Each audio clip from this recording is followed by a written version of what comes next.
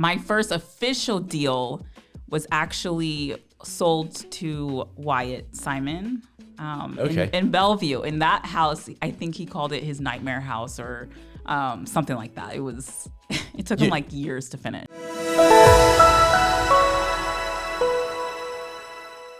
Today we have an amazing guest with us, Kat Theo, world traveler, 450,000 YouTube subscribers, wholesaler, Airbnb, long-term rental, and this girl is just amazing, has massive travel career, massive YouTube career, and we're just gonna start diving into it. Kat, welcome.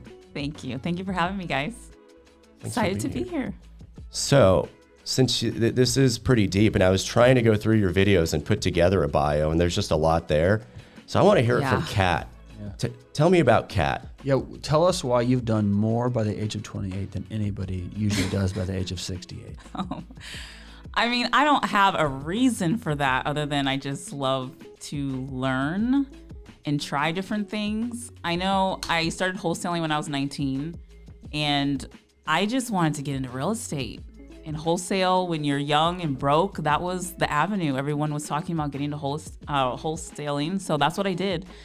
And then I did about 3 sales, and then I was like, I want to be a cash buyer. I don't want to hustle for the rest of my life trying to get the next deal. So that's kind of when I was more interested in becoming a cash buyer. And of course, at the time, I wasn't a cash buyer, but I was working my way, trying to learn how can that happen. And then as far as traveling, when I was also 19, so a lot of things happened when I was 19. I was recently engaged to my high school sweetheart, and I was like, okay, this is the moment. If I'm gonna go do something and travel, I better do it now. So I got on a plane and I went to Spain, and I didn't come back for like 5 years. So that's what happened. That's a long wait for the wedding. Yeah, obviously it didn't work out. But that was kind of how I ended up in Europe and traveling all over the place. So, what got you inspired to do real estate? So you said 19. I was not thinking about real estate when I was 19 besides how am I going to pay my rent? Right. That was about the extent of it.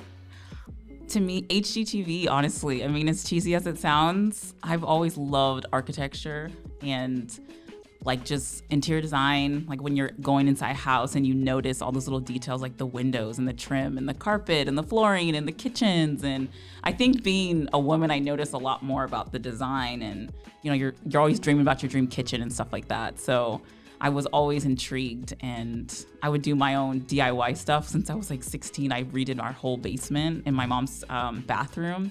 So I've just always had like an interest in it. What tell us about your first couple of wholesale deals. So my very first one was actually a bust.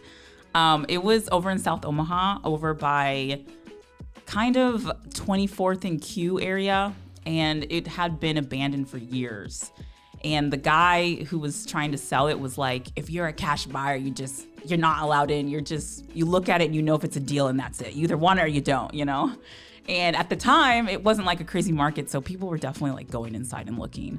But this was my first deal, and I really wanted it, so I ended up getting it under contract. And it actually was gonna cost more to renovate it than the house was actually worth. So it was a bust. So it didn't go anywhere.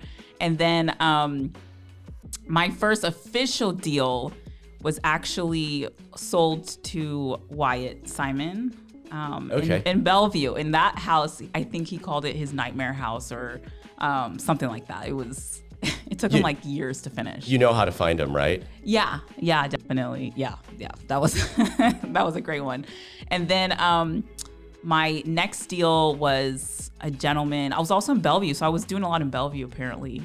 And those are my first few deals. And then I did another one in Bellevue. And then that was when I left. How were you finding them? It was just driving for dollars. Very simple. I didn't have a crazy system. Driving for dollars. I could tell if it was dilapidated, I would call. And most people were, receptive.